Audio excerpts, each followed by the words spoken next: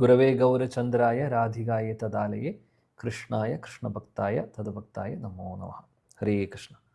എല്ലാ പ്രിയപ്പെട്ട ഭക്തർക്കും എൻ്റെ വിനീതമായ സാഷ്ടാംഗ പ്രണാമം. കഴിഞ്ഞ ആഴ്ചയിൽ നമ്മൾ പ്രഥമസ്കന്ധത്തിലെ ആദ്യത്തെ അധ്യായം ശ്ലോകം നമ്പർ 15 ആണ് അവസാനം ചർച്ച ചെയ്തത്. 16-ാമത്തെ ശ്ലോകം മുതൽ നമ്മളൊന്ന് പഠിക്കാം. ഭഗവാന്റെ മഹാകാരുണ്യം കൊണ്ട് നമ്മൾ ഓരോ ആഴ്ചയിലും ആഴ്ചതോറും ശ്രീമദ് ഭാഗവതം ചർച്ച ചെയ്യുന്നു. ഇതിനും വലിയൊരു മഹാസൗഭാഗ്യം നമുക്ക് ആർക്കും കിട്ടാനില്ല. ഭഗവാന്റെ മഹാകൃപയാണ്.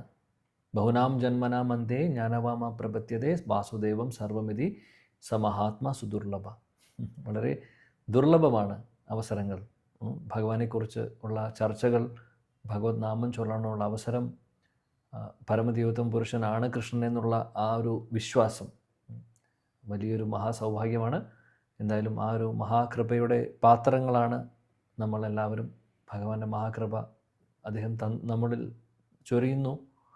അപ്പോൾ ഈ ഒരു അവസരം നമ്മൾ പാഴാക്കാതെ മുന്നോട്ട് കൊണ്ടുപോകണം എന്നുള്ളതാണ് ഓർക്കേണ്ടത്. എല്ലാവർക്കും കിട്ടുന്നതല്ല. ഈ ലോകത്ത് 8 ബില്യൺ ആൾക്കാരുണ്ട്. 8 ബില്യൺ ആൾക്കാരുണ്ട്. ഈ സമയത്ത്, ഇപ്പോൾ നമ്മളിരിക്കുന്ന സമയത്ത് എത്ര പേര് ശ്രീമദ് ഭാഗവതം പഠിക്കുന്നുണ്ടാവും, അല്ലെങ്കിൽ വായിക്കുന്നുണ്ടാവും, കേൾക്കുന്നുണ്ടാവും?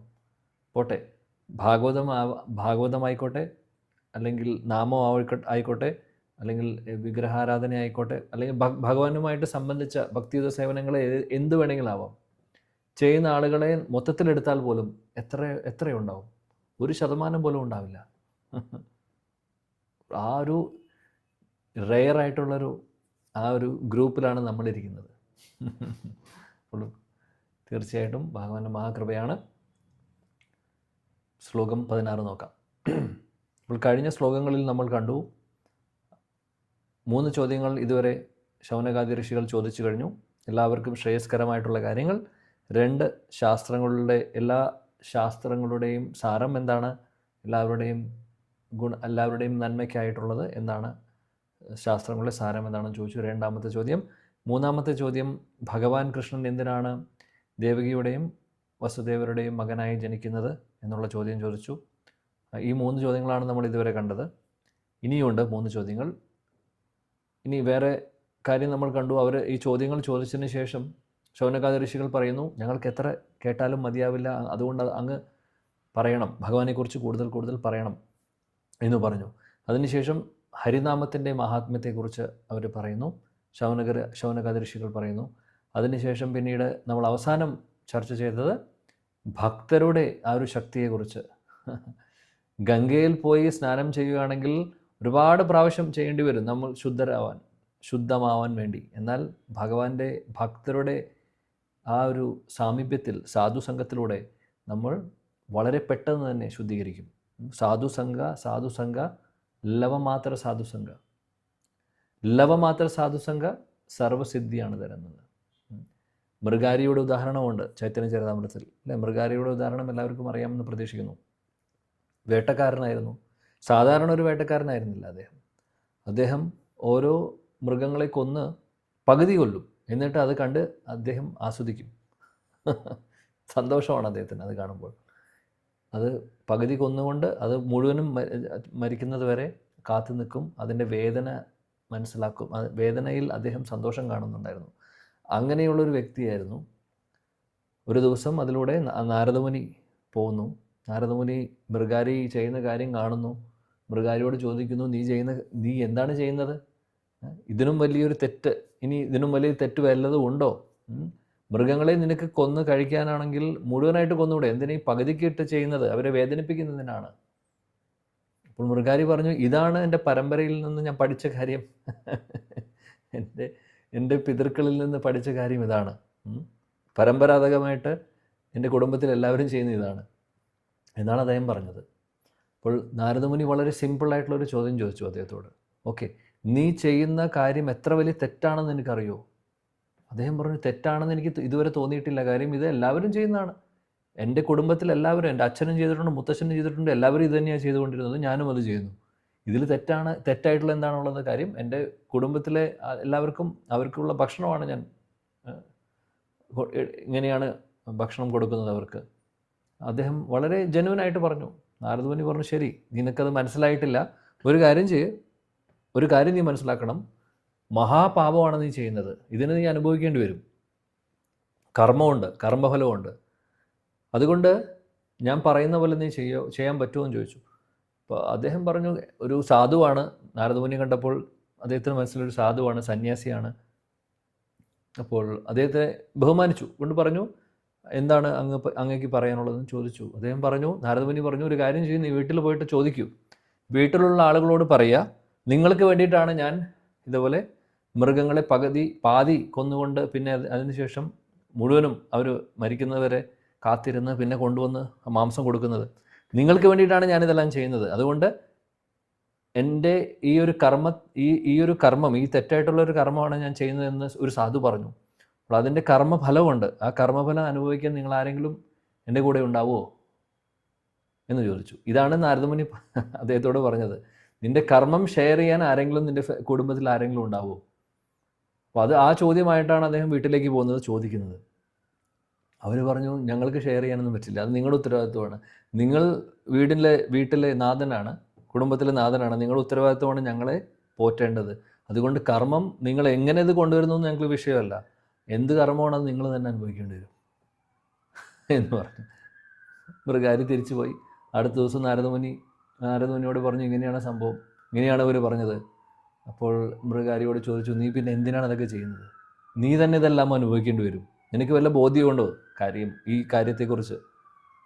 അവസാനം നാരദമുനി മനസ്സിലാക്കിപ്പിച്ചു കൊടുക്കും, നീ ചെയ്യുന്ന വലിയൊരു തെറ്റാണ്, ഇതിനെല്ലാം പാപം അനുഭവിക്കേണ്ടി വരും, വലിയ പാപമാണ് ചെയ്യുന്നത് എന്ന് പറഞ്ഞു. ആ തെറ്റായിട്ടുള്ള പ്രവൃത്തി നിർത്താൻ പറഞ്ഞു. എന്നിട്ട് നാമം ജപിക്കാൻ പറഞ്ഞു, തുളസി സേവനം ചെയ്യാൻ പറഞ്ഞു. 2 കാര്യങ്ങളാണ് പറയുന്നത്, തുളസി സേവനവും നാമവും. ഇതേപോലെ തന്നെ ഹരിദാസ് ഠാക്കൂറും ലക്ഷഹീര എന്ന് പറയുന്ന സ്ത്രീ അദ്ദേഹത്തെ വീഴ്ത്താൻ വേണ്ടി നോക്കുന്ന സമയത്തും അദ്ദേഹം പറഞ്ഞ 2 കാര്യങ്ങളാണ്. അതിനുശേഷം അവർ ഒരു പരിശുദ്ധ ഭക്തയായി മാറിയതിന് ശേഷം അവിടെയും പറയുന്നത് തുളസി സേവനവും നാമവുമാണ്. മൃഗാരിയോടും പറയുന്നു നാമം ജപിക്കാനും തുളസി സേവനമാണ്. 2 കാര്യങ്ങളാണ് പറയുന്നത്. അത്രേ പറയുന്നുള്ളൂ. കുറച്ച് ദിവസം നീ അത് ചെയ്ത് നോക്കാൻ പറഞ്ഞു. മൃഗാരി സാധു പറയുന്നല്ലേ എന്ന് വിചാരിച്ച് അത് ചെയ്തു തുടങ്ങി. അവസാനം എന്ത് സംഭവിച്ചു? അദ്ദേഹം പരിശുദ്ധ ഭക്തനായി മാറി. പരിശുദ്ധ ഭക്തനായി. അതിനുശേഷം പിന്നീട് നാരദമുനിയുടെ പർവ്വതമുനി അതിലൂടെ അദ്ദേഹത്തിൻ്റെ കൂട്ടുകാരനാണ്, നാരദമുനിയുടെ ഫ്രണ്ടാണ്. പർവ്വതമുനി ഇതുപോലെ കാട്ടിലൂടെ പോകുമ്പോൾ ഇതേ ഒരു മൃഗാരിയെ കാണുന്നു. അന്ന് മൃഗാരിയെ കണ്ടപ്പോൾ ഇദ്ദേഹത്തിന് അത്ഭുതം തോന്നി. കാര്യം പർവ്വതമുനിക്ക് ഇദ്ദേഹത്തെക്കുറിച്ച് അറിയില്ല. അദ്ദേഹം വിചിത്രമായിട്ടുള്ള ഒരാളെ കാണുവാണ് കാട്ടിൽ. വിചിത്രം എന്ന് പറഞ്ഞാൽ എന്താണെന്ന് വെച്ചാൽ, ഇദ്ദേഹം മര്യാദയ്ക്ക് നടന്നു പോകുന്നില്ല, ചാടി നടക്കുന്നു. ഈ ചാടി നടക്കണ കണ്ടപ്പോൾ ഇദ്ദേഹത്തിന് അത്ഭുതമായി. എന്തോ വിചിത്രമാണല്ലോ, സാധാരണ ആളുകൾ ചെയ്യുന്ന കാര്യമല്ല. വന്ന് ചോദിക്കും ഇദ്ദേഹത്തോട്, നിങ്ങൾ എന്താ ഇങ്ങനെ ചാടി നടക്കുന്നതെന്ന്, മര്യാദയ്ക്ക് നടക്കാത്തത് എന്താണ്? അപ്പോൾ ഇദ്ദേഹം പറഞ്ഞു, പണ്ടത്തെ മൃഗാരി പറയുവാണ്, ഒരുപാട് ഉറുമ്പുകളൊക്കെ ഇതിലൂടെ പോകുന്നുണ്ട്, അവരെ ചവിട്ടാതിരിക്കാൻ വേണ്ടിയാണ് ഞാൻ ചാടുന്നത്. അത്ഭുതം, ഇങ്ങനെ ഒരാളെ കണ്ടിട്ടില്ല എന്നതിന് മുമ്പ്.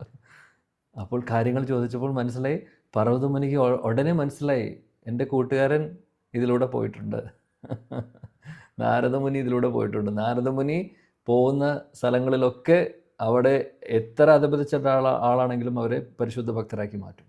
നാരദമുനിയെപ്പോലെ ഒരു പ്രചരണം ചെയ്യുന്ന വ്യക്തി വേറെയില്ല. പരിശുദ്ധ ഭക്തനാണ് അദ്ദേഹം. നാരദമുനി ഭഗവാന്റെ വളരെ പ്രിയപ്പെട്ട ഭക്തനാണ്. നമ്മളെന്തായാലും 4-ാമത്തെ അധ്യായവും 5-ാമത്തെ അധ്യായവും 6-ാമത്തെ അധ്യായവും നാരദമുനിയും വ്യാസദേവനും തമ്മിലുള്ള ഒരു കോൺവെർസേഷനാണ്, മനോഹരമാണ്. അവിടെ നമ്മൾ കൂടുതൽ നാരദമുനിയുടെ ആ ഒരു മഹാത്മ്യത്തെക്കുറിച്ച് നമ്മൾ കാണും.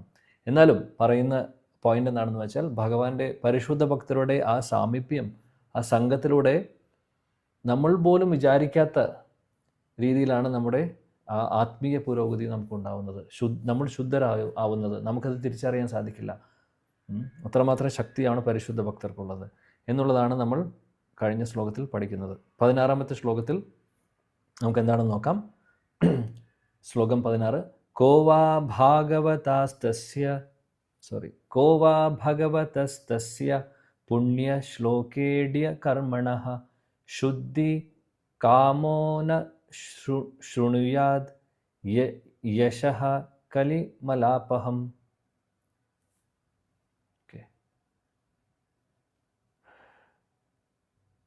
നിഷ മാതാജി ഉണ്ടോ? നിഷ സുരേഷ്.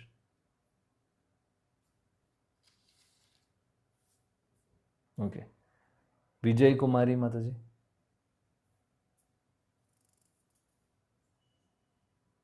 ശ്രീദേവി മാതാജി.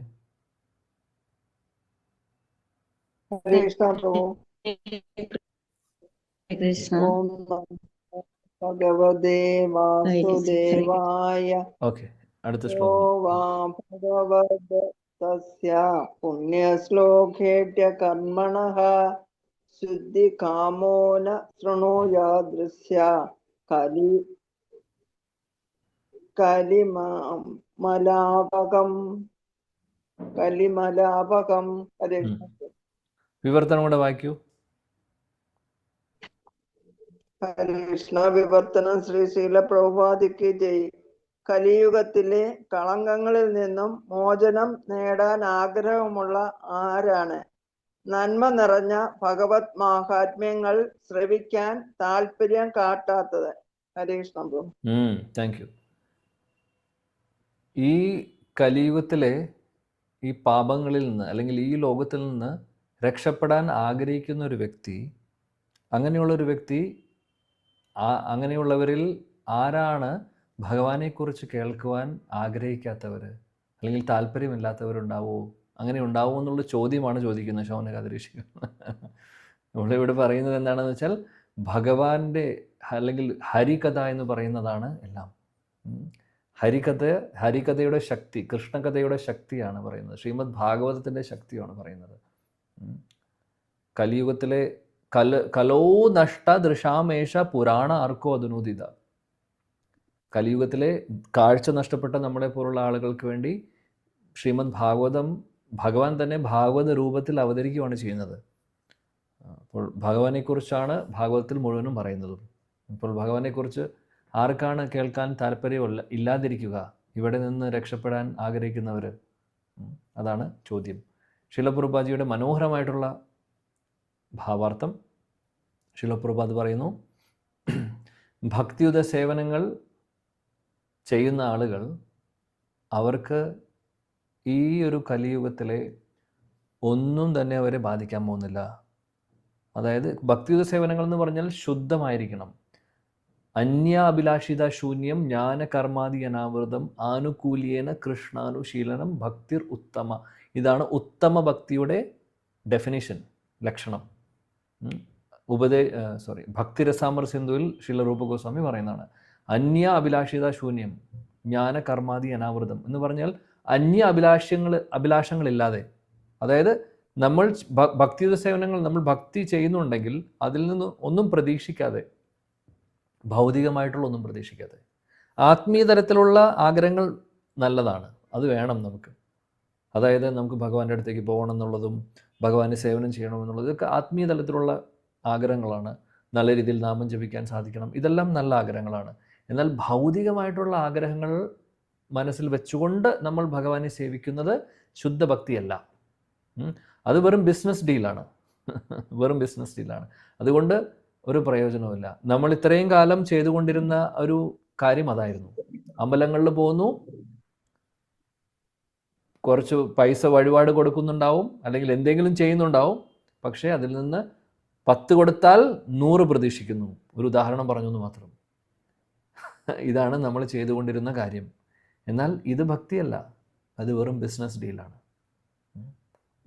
അതായത് നമ്മൾ അതായത് ഒരു ബിസിനസ് ചെയ്യുന്ന പോലെയാണ്. ഞാനിത് ഇറക്കുന്നു, എനിക്ക് പ്രോഫിറ്റ് വേണം. ഞാൻ 100 രൂപ ഇറക്കി കഴിഞ്ഞാൽ 1000 രൂപ അല്ലെങ്കിൽ 1 ലക്ഷം രൂപ ഇറക്കി കഴിഞ്ഞാൽ ഞാൻ 2 ലക്ഷം പ്രതീക്ഷിക്കുന്നു, അതുകൊണ്ട് ഞാൻ ബിസിനസ്സിലേക്ക് പൈസ ഇറക്കുന്ന പോലെ. എന്നാൽ ഭഗവാൻ അവിടെ ഇരുന്ന് ആമസോൺ അല്ല ഭഗവാൻ. ആമസോണിലുള്ള ആൾക്കാർ ഓർഡർ കൊടുക്കുന്നു, ഡെലിവറി ചെയ്യുന്നു. അങ്ങനെയുള്ള ഒരാളായിട്ടാണ് നമ്മൾ കാണുന്നത്. ആമസോണോ അല്ലെങ്കിൽ ഇപ്പോൾ ഇന്ത്യയിൽ ഇപ്പോൾ ഫ്ലിപ്കാർട്ടോ എന്താണ് ചിലത്. അതുപോലെയുള്ള ഒരാളല്ല അദ്ദേഹം. അങ്ങനെയല്ല, അദ്ദേഹം ഒരു വ്യക്തിയാണ്. അദ്ദേഹത്തിനും ഒരുപാട് ആഗ്രഹങ്ങളും, ആഗ്രഹം എന്ന് പറഞ്ഞു കഴിഞ്ഞാൽ വേറെ ഒന്നുമല്ല, നമ്മളെല്ലാവരും നന്നായി കാണണം എന്നുള്ള ആഗ്രഹം, വേറെ ഒന്നുമില്ല അദ്ദേഹത്തിന് ആഗ്രഹം എന്ന് പറഞ്ഞു കഴിഞ്ഞാൽ ഇത് നമ്മളെപ്പോലുള്ള ആഗ്രഹങ്ങളല്ല. നമുക്ക് അത് വേണം ഇത് വേണം എന്നൊക്കെയാണ്. ഭഗവാന്റെ ഒരു ആഗ്രഹം എല്ലാവരും ഭക്തരായി മാറണം എന്നുള്ളത്. കാര്യം നമ്മളെല്ലാവരും സന്തോഷമായി ഇരിക്കുന്നത് കാണാനാണ് അദ്ദേഹം ആഗ്രഹിക്കുന്നത്. അങ്ങനെ സന്തോഷമായി ഇരിക്കാൻ ഇവിടെ സാധിക്കില്ല. ഭൗതിക ലോകത്തിൽ ഇരിക്കുമ്പോൾ നമുക്കതിന് സാധിക്കില്ല. അതുകൊണ്ട് നമ്മളെല്ലാവരും ആധ്യാത്മിക ലോകത്തിലേക്ക് കൊണ്ടുപോകാൻ അദ്ദേഹം ആഗ്രഹിക്കുന്നു. അപ്പോൾ ഭക്തി എന്ന് പറയുന്നത് അന്യ അഭിലാഷിത ശൂന്യം ജ്ഞാനകർമാദി അനാവൃതം ആനുകൂല്യേന കൃഷ്ണാനുശീലനം. അനുകൂലമായിരിക്കണം, അനുകൂലമായിട്ടുള്ള ഭക്തിയാണ്, അനുകൂലമായിട്ടുള്ള കാര്യമായിരിക്കണം, പ്രതികൂലമാവരുത് എന്നുള്ളതും ഒരു പ്രധാനപ്പെട്ട കാര്യമാണ്. കംസൻ സദാസമയം ഭഗവാനെ ചിന്തിച്ചുകൊണ്ടിരിക്കുന്നു, പേടികൊണ്ട്. ശിശുപാലൻ സദാസമയം കൃഷ്ണന്റെ ചിന്തയിലാണ്, അസൂയയിലാണെന്ന് മാത്രം. അപ്പോൾ അത് അനുകൂലമായിട്ടുള്ള ചിന്തയല്ല അത്. അപ്പോൾ സ്മരണ എന്ന് പറയുന്നത് ശരിയാണ്, അത് ഭക്തിയുടെ ഒരു അംഗമാണ്. ഭക്തിയുടെ സേവനങ്ങൾ, നവവേദ ഭക്തിയുടെ ഒരു അംഗമാണ് സ്മരണ എന്ന് പറയുന്നത്. ശിശുപാലനും ഉണ്ടായിരുന്നു, അത് കംസനും ഉണ്ടായിരുന്നു. പക്ഷെ അനുകൂലമായിരുന്നു അല്ല, അത് പ്രതികൂലമായിരുന്നു. അതുകൊണ്ട് അതിനെ നമുക്ക് അംഗീകരിക്കാൻ സാധിക്കില്ല, ശുദ്ധഭക്തിയായിട്ട് പറയാൻ സാധിക്കില്ല. ആനുകൂല്യേന കൃഷ്ണ അനുശീലനം. കൃഷ്ണ അനുശീലനം എന്ന് പറഞ്ഞു കഴിഞ്ഞാൽ ഭഗവാൻ പറഞ്ഞിട്ടുള്ള കാര്യങ്ങൾ, ശാസ്ത്രങ്ങളിൽ പറയുന്ന കാര്യങ്ങൾ, കൃഷ്ണനും കൃഷ്ണൻ്റെ പാർഷദരും അല്ലെങ്കിൽ കൃഷ്ണനുമായിട്ട് ഭഗവാനെ വേണ്ടി സംബന്ധിച്ച എല്ലാം വരുന്നു അതിൽ. കൃഷ്ണാനുശീലനം അവിടെ നമ്മുടെ ആചാര്യന്മാരുടെ എക്സ്പ്ലനേഷൻ അങ്ങനെയാണ്. കൃഷ്ണൻ എന്ന് പറഞ്ഞാൽ ഭഗവാൻ മാത്രമല്ല, ഭഗവാൻ വരുന്നു, ഗുരു വരുന്നു, സാധുക്കൾ വരുന്നു, ശാസ്ത്രങ്ങൾ വരുന്നു, ഭഗവാന്റെ പരിശുദ്ധ ഭക്തർ വരുന്നു. ഇവരെല്ലാവരും അനുഗമിക്കുക, അവർ പറയുന്നത് അല്ലെങ്കിൽ അവർ നമുക്ക് പറഞ്ഞു തരുന്ന കാര്യങ്ങൾ ഫോളോ ചെയ്യുക. അതാണ് അനുശീലനം. അനു എന്ന് പറഞ്ഞു കഴിഞ്ഞാൽ ഫോളോ ചെയ്യുക, ശീലനം എന്ന് പറഞ്ഞു കഴിഞ്ഞാൽ ശീലിക്കുക അല്ലെങ്കിൽ ഫോളോ, അത് നമ്മുടെ ജീവിതത്തിൻ്റെ ഭാഗമാക്കി മാറ്റുക. കൃഷ്ണാനുശീലനം ഭക്തിരുത്തമം, ഇതാണ് ഉത്തമ ഭക്തി എന്ന് പറയുന്നു. ഇവിടെ പ്രഭുപാജി പറയുന്നു, പരിശുദ്ധ ഭക്തരായിട്ടുള്ള ആളുകൾക്ക് കലിയുഗത്തിലെ ഒന്നും, നേരത്തെ നമ്മൾ 10ാമത്തെ ശ്ലോകത്തിൽ പഠിച്ച പ്രായേണ അല്പായുഷ സഭ്യ, അവിടെ ഉള്ള ഒരുപാട് കാര്യങ്ങൾ പറഞ്ഞു. അതല്ലാതെ കലിയുഗത്തിൻ്റെ വേറെ ലക്ഷണങ്ങൾ, ചതി, കള്ളത്തരങ്ങൾ, ആൾക്കാരെ പറ്റിക്കുന്നു, അസൂയ, ഒരുപാട് പ്രശ്നങ്ങളുണ്ട്. കലിയുഗത്തിലെ ലക്ഷണങ്ങളാണിതെല്ലാം. ഇതൊന്നും ആരെയും ബാധിക്കില്ല. രണ്ടാമത് ആദി ഭൗതിക ക്ലേശം, ആധ്യാത്മിക ക്ലേശം, ആദി ദൈവിക ക്ലേശം, ഈ 3 ക്ലേശങ്ങളുണ്ട്. ശാസ്ത്രങ്ങൾ പറയുന്നു ആധ്യാത്മിക ക്ലേശം എന്ന് പറഞ്ഞാൽ എന്താണ്? നമ്മുടെ ശരീരവും മനസ്സും തരുന്ന ക്ലേശങ്ങളെയാണ് ആധ്യാത്മിക ക്ലേശം എന്ന് പറയുന്നത്. ആദി ഭൗതിക ക്ലേശം എന്ന് പറഞ്ഞു കഴിഞ്ഞാൽ മറ്റുള്ള ആളുകൾ നമുക്ക് തരുന്ന ക്ലേശങ്ങളാണ് ആദി ഭൗതിക ക്ലേശം. അത് മനുഷ്യരാവാം, മൃഗങ്ങളാവാം, കൊതുവാവാം, ഉറുമ്പാവാം, അതെല്ലാം കൊറോണ വൈറസ് ആവാം, ഇതെല്ലാം ആദി ഭൗതിക ക്ലേശങ്ങളാണ്. ആദി ദൈവിക ക്ലേശങ്ങളുണ്ട്, പ്രകൃതിക്ഷോഭങ്ങൾ, വരൾച്ച, വെള്ളപ്പൊക്കം എന്നുള്ളതൊക്കെ, ഇതെല്ലാം ക്ലേശങ്ങളാണ്. അപ്പോൾ ഈ ക്ലേശങ്ങളൊക്കെ അനുഭവിക്കേണ്ടി വരും ഈ ലോകത്തുള്ളിടത്തോളം കാലം. എന്നാൽ പരിശുദ്ധ ഭക്തർക്ക് ഇതൊന്നും ബാധിക്കാൻ പോകുന്നില്ല. അതേപോലെ ജന്മ, മൃത്യു, ജരാവ്യാധി വേറെ ക്ലേശങ്ങളാണ്. ജന്മ, മൃത്യു ഓഫ് കോഴ്സ് ക്ലേശമാണ്. പിന്നെ ജര ആർക്കും താല്പര്യമില്ല വയസ്സാവാൻ, വ്യാധിയും ആർക്കും താല്പര്യമില്ല, അസുഖങ്ങളും ആർക്കും താല്പര്യമില്ല. പക്ഷെ ക്ലേശങ്ങളാണ് വന്നുകൊണ്ടിരിക്കുന്നു, അനുഭവിക്കേണ്ടി വരുന്നു. എന്നാൽ പരിശുദ്ധ ഭക്തർക്ക് അവരെയൊന്നും ഇത് ബാധിക്കുന്നില്ല എന്നാണ് പ്രഭുപാദ് പറയുന്നത് ഇവിടെ ഭാവാർത്ഥത്തിൽ. കൂട്ടത്തിൽ അദ്ദേഹം പറയുന്നു, ഈ സമൂഹത്തിലെ നേതാക്കന്മാർക്ക് ലോകം അല്ലെങ്കിൽ അവർ ഭരിക്കുന്ന സ്ഥലം ശാന്തിയും സമാധാനത്തോടു കൂടിയും നല്ല സൗഹൃദത്തോടു കൂടിയും മുന്നോട്ട് കൊണ്ടുപോകണമെന്ന് ആഗ്രഹമുണ്ട്. പക്ഷേ അവർക്ക് അതിനുള്ള മാർഗം അറിയില്ല. പ്രഭുപാദ് പറയുന്നത് അവർക്ക് ആഗ്രഹമുണ്ട് ശാന്തി സമാധാനവും കൊണ്ടുവരണം എന്നുള്ളത്, പക്ഷെ അത് എങ്ങനെ കൊണ്ടുവരണം എന്ന് അവർക്കറിയില്ല. അപ്പോൾ അവർ വേറെ വലിയ വലിയ പ്ലാനുകളൊക്കെ ആയിട്ട് വരും, പല പ്ലാൻസും കൊണ്ടുവരും. ആ പ്ലാനുകളൊക്കെ നമ്മൾ ഇംപ്ലിമെൻ്റ് ചെയ്യുകയാണെങ്കിൽ ഇവിടെ ശാന്തിയും സമാധാനവും സൗഹൃദവും ഒക്കെ ഉണ്ടാവുമെന്ന് പറയും. പക്ഷേ പ്രശ്നം എന്താണെന്ന് വെച്ചാൽ ഭൗതിക തലത്തിലുള്ള പ്ലാനുകൾ എന്തുകൊണ്ടൊന്നും കാര്യമില്ല, അത് ഫെയിലാവും. അപ്പോൾ പ്രഭുപാദ് പറയുന്നു, വളരെ സിമ്പിളായിട്ടുള്ള വഴിയാണ് പറയുന്നത്. എന്ത്? ഭഗവാനെ സ്തുതിക്കുക, ഭാഗവതം പ്രചരിപ്പിക്കുക, ഭാഗവതം ചർച്ച ചെയ്യുക, നാമം ചൊല്ലുക, ഭക്തിയുത സേവനങ്ങൾ ചെയ്യുക, ശാന്തിയും സമാധാനവും സൗഹൃദവും ഒക്കെ ഓട്ടോമാറ്റിക്കലി എല്ലായിടത്തും ഉണ്ടാവും. ഇതാണ് മാർഗം, ശാസ്ത്രീയമായിട്ടുള്ള മാർഗം. അല്ലാതെ വേറെ എത്ര നമ്മൾ വലിയ പ്ലാനുകൾ ഉണ്ടാക്കിയാലും വലിയ വലിയ പ്ലാനുകളൊക്കെ ഉണ്ടാക്കിയിട്ടും കാര്യമില്ല. അതൊന്നും വർക്കാവാൻ പോകുന്നില്ല എന്നുള്ളതാണ് ഇവിടെ ശ്രീല പ്രഭുപാദ് ഭാവാർത്ഥത്തിൽ പറയുന്നത്. കാര്യം ഈ ഭൗതിക ലോകത്തിലെ ആ ഒരു പ്രശ്നങ്ങൾ, ഈ ഒരു കലിയുഗത്തിൻ്റെ പ്രശ്നങ്ങൾ, ഈ ലോകത്തിലെ പ്രശ്നങ്ങൾ ദുഃഖാലയമായതുകൊണ്ട് ഇവിടെ നമ്മൾ എന്ത് ചെയ്തിട്ടും കാര്യമില്ല, ഭക്തിയുടെ സേവനങ്ങളല്ലാതെ. ബാക്കി എല്ലാത്തിനും ഒരു അവസാനം ഉണ്ടാവും. അത് സക്സസ് ആവാൻ ബുദ്ധിമുട്ടാണ്. അതുകൊണ്ട് പ്രഭുപാദ് പറയുന്നു, വീണ്ടും എടുത്തെടുത്ത് പറയുന്നു, ശരിക്കും ശാന്തിയും സമാധാനവും ആഗ്രഹിക്കുന്നുണ്ടെങ്കിൽ എല്ലാ നേതാക്കന്മാരും അല്ലെങ്കിൽ ആ ഉത്തരവാദിത്തത്തിലുള്ള ആളുകൾ, ആ ഒത്തോറിറ്റിയിലുള്ള വ്യക്തികളൊക്കെ ഈ ഒരു സത്യം മനസ്സിലാക്കണം.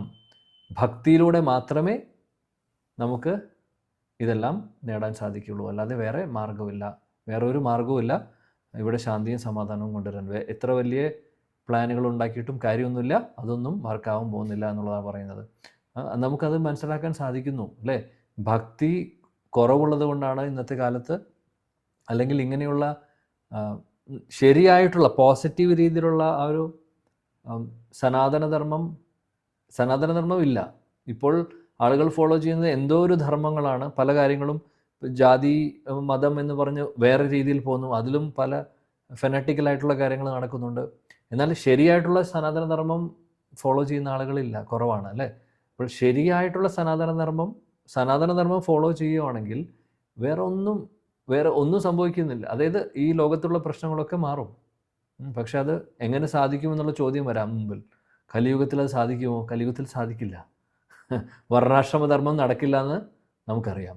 ഓൾറെഡി ഫെയിലാണ് വർണ്ണാശ്രമധർമ്മം. പ്രോപ്പറായിട്ടുള്ള ബ്രാഹ്മണനില്ല, ശരിയായിട്ടുള്ളൊരു ക്ഷത്രിയനില്ല അല്ലേ? അപ്പോൾ പേരിന് മാത്രം ജനിച്ചു, ആ ഒരു കുടുംബത്തിൽ ജനിച്ചുകൊണ്ട് കാര്യം നടക്കുന്നില്ല. ഗുണം കൊണ്ട് ഉണ്ടാവണം അല്ലേ? കലിയുഗത്തിലെ ബുദ്ധിമുട്ടാണ്. എന്നാലും അപ്പോൾ ആ ഒരു സമൂഹത്തെ മുഴുവനും ആ വർണ്ണാശ്രമ ധർമ്മ സിസ്റ്റത്തിലേക്ക് കൊണ്ടുവരാൻ ബുദ്ധിമുട്ടാണ്. എന്നാൽ ഇൻഡിവിജ്വലി നമ്മൾ ഓരോരുത്തരും നോക്കുവാണെങ്കിൽ നമുക്കത് നമ്മുടെ ഭാഗത്ത് നമുക്ക് സാധിക്കുന്നത്, നമുക്ക് ചെയ്യാൻ പറ്റുന്ന കുറച്ച് കാര്യങ്ങളുണ്ട്. ആദ്യം നമ്മളെ നന്നാക്കുക എന്നുള്ളത്, നമ്മൾ നന്നായതിനു ശേഷം മറ്റുള്ളവർക്ക് പറഞ്ഞു കൊടുക്കുക എന്നുള്ളത്. അത് എത്രമാത്രം നമുക്ക് കൊടുക്കാൻ സാധിക്കുന്നു അത്രയും സമൂഹത്തിന് നന്മയുണ്ടാവുന്നു. അതാണ് നമ്മൾ മനസ്സിലാക്കേണ്ട കാര്യം. ശ്രീമദ് ഭാഗവതത്തിന് നാമത്തിനും നമ്മളെ സഹായിക്കാൻ സാധിക്കും. ഇവിടെ പ്രഭുപാദ് പറയുന്നു, ഭഗവാനെക്കുറിച്ചുള്ള കാര്യങ്ങൾ, ഭഗവാനെ സ്തുതിക്കുക, ഭഗവാൻ പറഞ്ഞിട്ടുള്ള കാര്യങ്ങൾ നമ്മൾ ചർച്ച ചെയ്യുക, ഭഗവാനെക്കുറിച്ച് ചർച്ച ചെയ്യുക, ശ്രീമദ് ഭാഗവതം പ്രചരിപ്പിക്കുക, എല്ലാവരിലേക്കും എത്തിക്കുക, നാമത്തെ എത്തിക്കുക. ഇങ്ങനെ ചെയ്തു കഴിഞ്ഞാൽ ശാന്തിയും സമാധാനവും എല്ലാം ഉണ്ടാവും. ഇതാണ് നമ്മൾ ചെയ്യേണ്ടത്. ഇതാണ് എല്ലാ നേതാക്കന്മാരും അല്ലെങ്കിൽ ആ ഒരു സ്ഥാനത്തിരിക്കുന്ന ആളുകളൊക്കെ മനസ്സിലാക്കേണ്ട കാര്യവും അവർ ചെയ്യേണ്ട കാര്യമെന്ന് അദ്ദേഹം ഇവിടെ പറയുന്നു. അതാണ് 16ാമത്തെ ശ്ലോകത്തിൽ പറയുന്ന കാര്യങ്ങൾ. ഇനി ശ്ലോകം 17ലേക്ക് പോവാം. 17 തസ്യ കർമാണി ഉദാരാണി പരിഗീതാനി സൂരിഭിഃ ബ്രൂഹിന ശ്രദ്ധധാനാനാം ലീലയാ ദദതാ കലാഃ. ശ്രീദേവി മാതാജി വായിച്ചോളൂ. ഹരേ കൃഷ്ണ. ശ്ലോകം 17. ഓം നമോ ഭഗവതേ വാസുദേവായ. തസ്യ കർമാണി ഉദാരാണി പരിഗീതാനി സൂരിഭിഃ ബ്രൂഹിന ശ്രദ്ധധാനാനാം ലീലയാ ദദതാ കലാഃ. ഹരേ കൃഷ്ണ പ്രഭു. വിവർത്തനം കൂടെ വായിച്ചോളൂ. ഹരേ കൃഷ്ണ. വിവർത്തനം പകർത്തി. ഹരേ കൃഷ്ണ. അദ്ദേഹത്തിന്റെ ഗംഭീര്യപൂർവമായ അതീന്ദ്രിയ കഥകളെ കുറിച്ച് നാരദരെ പോലെയുള്ള ശ്രേഷ്ഠജ്ഞാനികളായ ശിവര്യന്മാർ ആലപിക്കുന്നു. നിരവധി വിഭിന്ന അവതാരങ്ങളിൽ ഭഗവാൻ നിർവഹിച്ച വീരസാഹസകൃത്യങ്ങളെ ശ്രവിക്കാൻ വ്യഗ്രരായിരിക്കുന്ന ഞങ്ങൾക്ക് അവയൊക്കെ വർണ്ണിച്ചു തന്നാല്. ഹരേ കൃഷ്ണ. ഹരേ കൃഷ്ണ. അത്ര ക്ലിയർ ആയില്ല മാതാജി വായിച്ചത്, ചെറിയൊരു ഡിസ്റ്റർബൻസ് ഉണ്ടായിരുന്നു. സാരമില്ല. ഹരേ കൃഷ്ണ.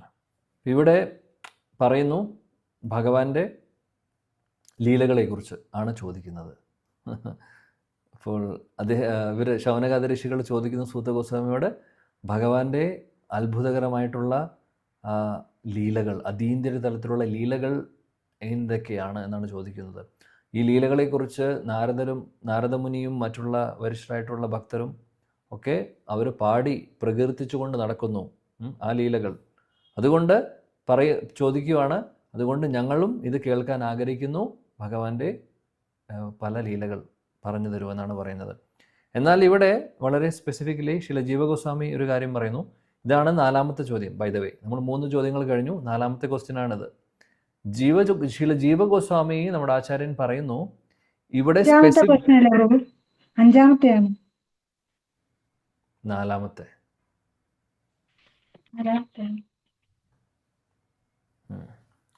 ശ്രീല ജീവഗോസ്വാമി വളരെ സ്പെസിഫിക്കലി ഇവിടെ പറയുന്നുണ്ട്. എന്താണെന്ന് വെച്ചാൽ ഈ ഒരു ചോദ്യം ആക്ച്വലി ലീലകളെക്കുറിച്ച് ചോദിക്കുന്നത് ഭഗവാന്റെ അവതാരങ്ങളെക്കുറിച്ചാണ് ചോദിക്കുന്നത്. ബേസിക്കലി ഇവിടെ നോക്കിക്കഴിഞ്ഞാൽ, ശ്ലോകം നോക്കിക്കഴിഞ്ഞാൽ അവതാരങ്ങളെക്കുറിച്ചാണ് ചോദിക്കുന്നത്. ഭഗവാന്റെ അവതാരങ്ങളും അവതാരങ്ങളിൽ അദ്ദേഹം ചെയ്തിട്ടുള്ള കാര്യങ്ങളുമാണ് ചോദിക്കുന്നത്. അഡ്വഞ്ചേഴ്സ് ആണ് ചോദിക്കുന്നത്. എന്തൊക്കെ അത്ഭുതകരമായിട്ടുള്ള കാര്യങ്ങൾ ചെയ്തു, അതെല്ലാം ഞങ്ങൾക്ക് കേൾക്കാൻ ആഗ്രഹമുണ്ടെന്ന് പറയുന്നു. ഇപ്പോൾ ശ്രീല ജീവഗോസ്വാമി പറയുന്നു ഇവിടെ സ്പെസിഫിക്കലി അവർ ചോദിക്കുന്നത് പുരുഷ അവതാരങ്ങളെക്കുറിച്ചാണെന്ന് പറയുന്നു. പുരുഷ അവതാരങ്ങൾ എന്ന് പറഞ്ഞു കഴിഞ്ഞാൽ ഭഗവാൻ വിഷ്ണു, മഹാവിഷ്ണു, ഗർഭോദകശായി വിഷ്ണു, ക്ഷീരോദകശായി വിഷ്ണു, ഈ ഭൗതിക ലോകത്തിൻ്റെ സൃഷ്ടിയുമായിട്ട് സംബന്ധിച്ചിട്ടുള്ള ആ ലീലകളാണ് അറിയാൻ ആഗ്രഹിക്കുന്നത് എന്നാണ് ഇവിടെ ചോദിക്കുന്നത്. അപ്പോൾ 4ാമത്തെ ചോദ്യം ചുരുക്കം പറഞ്ഞു കഴിഞ്ഞാൽ ഭഗവാന്റെ പുരുഷ അവതാരങ്ങളെക്കുറിച്ചാണ് ശൗനകാദി ഋഷികൾ ചോദിക്കുന്നത് എന്നാണ് നമ്മുടെ ആചാര്യന്മാർ ഇവിടെ വളരെ സ്പെസിഫിക്കലി പറയുന്നത്. ലീലാവതാരങ്ങളെക്കുറിച്ച് ഇനി വരുന്ന ശ്ലോകത്തിൽ ഇനി അടുത്ത ചോദ്യത്തിൽ അവർ ചോദിക്കുന്നുണ്ട്. അതുകൊണ്ട് 4ാമത്തെ ക്വസ്റ്റ്യൻ വളരെ സ്പെസിഫിക് ആണ്, പുരുഷാവതാരങ്ങളെക്കുറിച്ചാണെന്ന് ശ്രീല ജീവഗോസ്വാമി പറയുന്നു. ശ്രീല പ്രഭുപാദി ഭാവാർത്ഥത്തിൽ ഇതിനെക്കുറിച്ച് പറയുന്നുണ്ട്.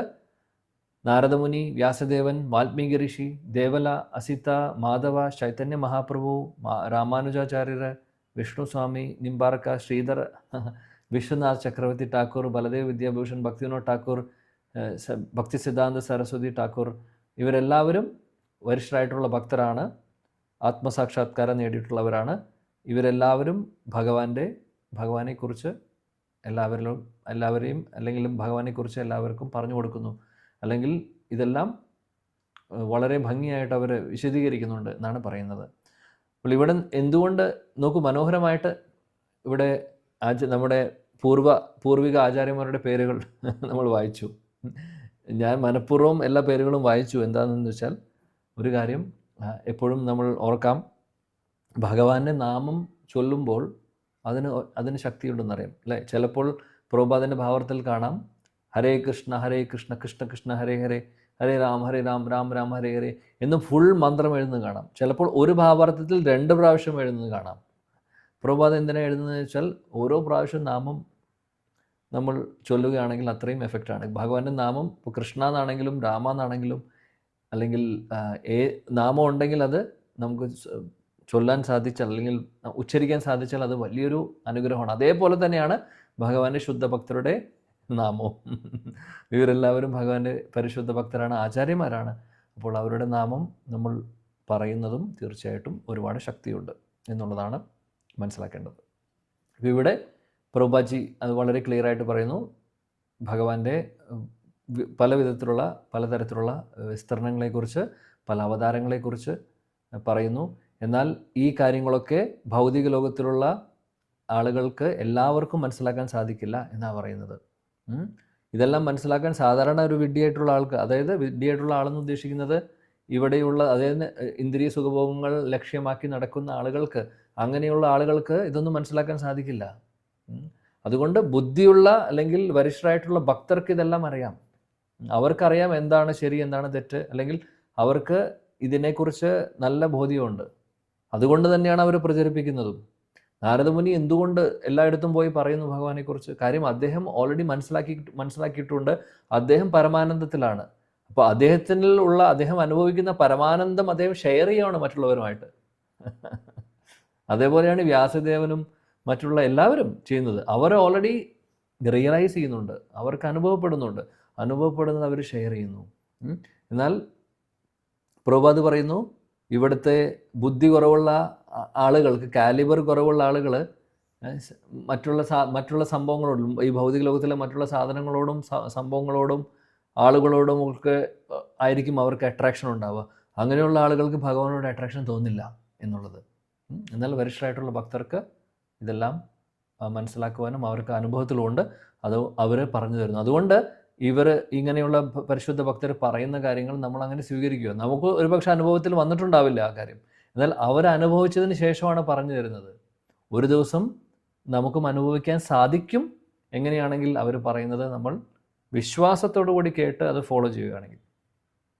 വിശ്വാസം അത്യാവശ്യമാണ്. ആ വിശ്വാസം വേണം. അതനുസരിച്ച് നമ്മൾ അത് പാലിക്കുകയും വേണം. പാലിച്ചു കഴിഞ്ഞാൽ, ഫോളോ ചെയ്ത് കഴിഞ്ഞാൽ തീർച്ചയായിട്ടും അവർ അനുഭവപ്പെട്ട കാര്യങ്ങൾ നമുക്കും അനുഭവപ്പെടാൻ സാധിക്കുമെന്നുള്ളതാണ് നമ്മൾ മനസ്സിലാക്കേണ്ട കാര്യം. പിന്നീട് ശ്രീല പ്രഭുപാദ് പറയുന്നു, ഭക്തർ സാത്വതർ എന്ന് പറഞ്ഞാൽ പരിശുദ്ധ അല്ലെങ്കിൽ ശുദ്ധ ഭക്തരെ സംബന്ധിച്ച് പറയുന്നു. ഭക്തർക്ക് അവർക്ക് ഈ ലോകത്തുള്ള ബാക്കിയുള്ള ജ്ഞാനികളും കർമ്മികളും ചെയ്യുന്ന കാര്യങ്ങളൊന്നും ഇവർക്ക് താല്പര്യമില്ല എന്നുള്ളത്.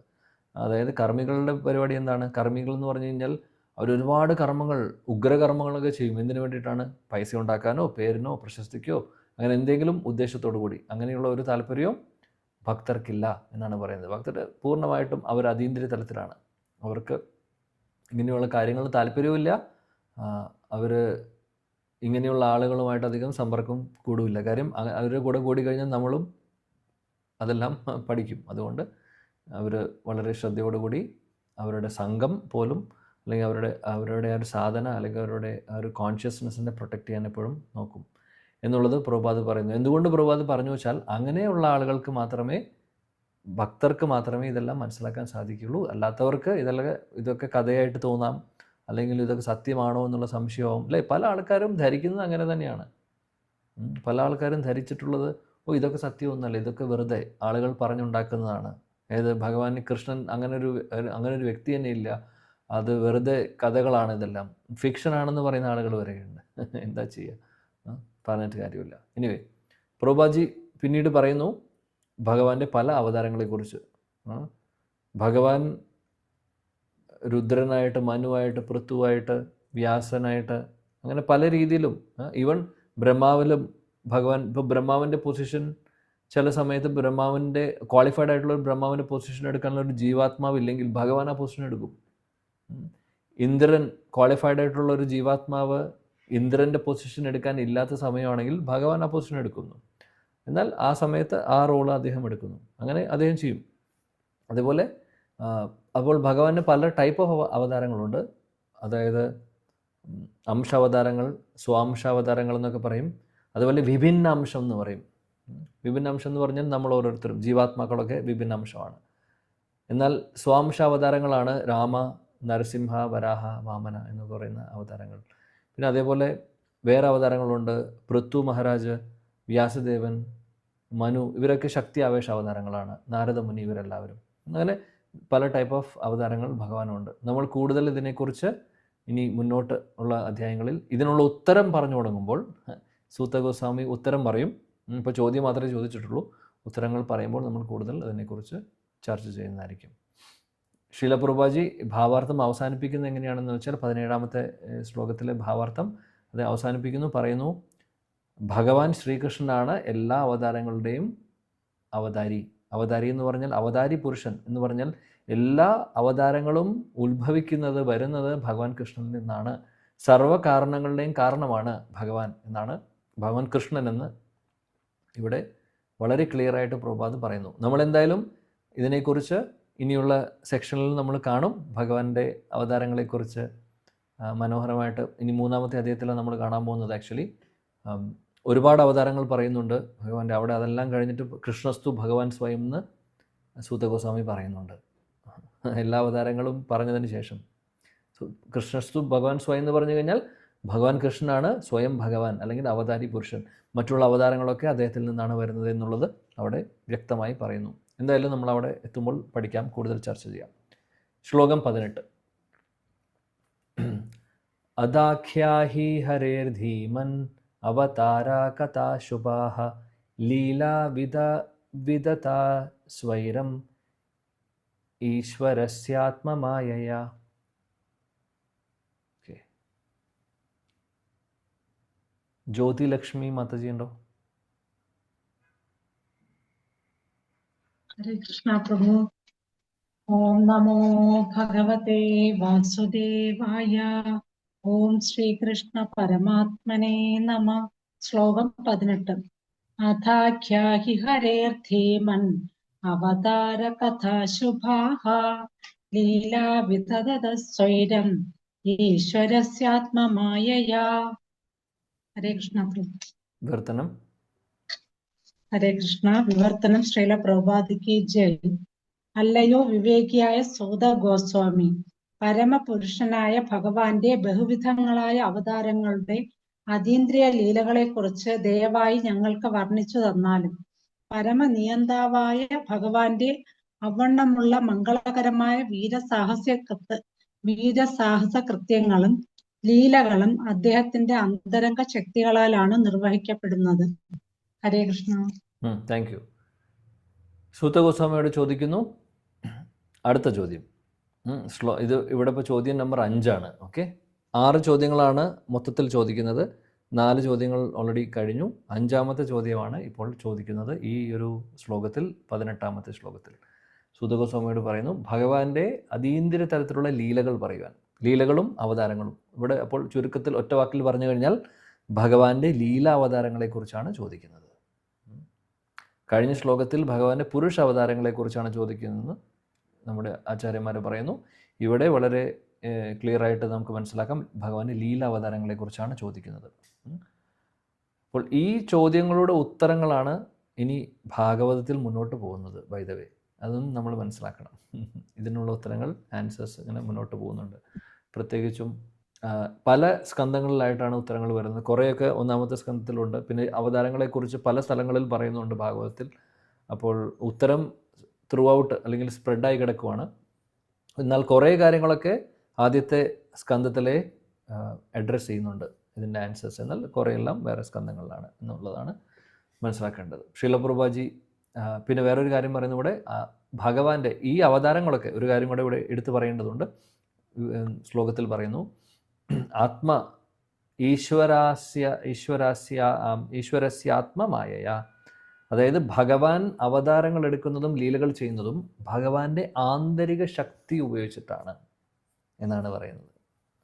ഭഗവാന്റെ ശക്തി, ഭഗവാന്റെ ആന്തരിക ശക്തി. ഭഗവാന്റെ ശക്തികളെക്കുറിച്ച് പറയുവാണെങ്കിൽ 3 തരത്തിലാണ്.